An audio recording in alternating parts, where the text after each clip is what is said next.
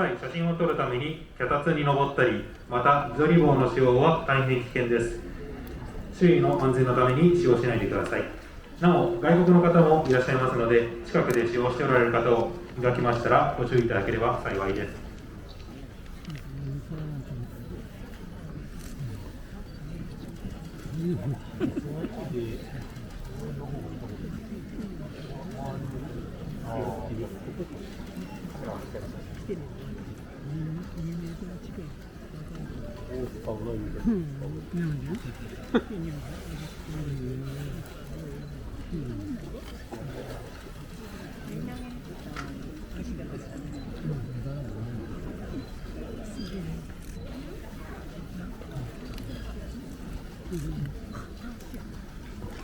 お待たせいたしました。ただいまより先斗町歌舞会の皆様によります奉納舞踊でございます。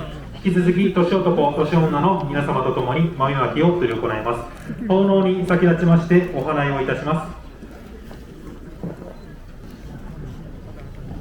それではお祓いをいたします。ご抵当ください。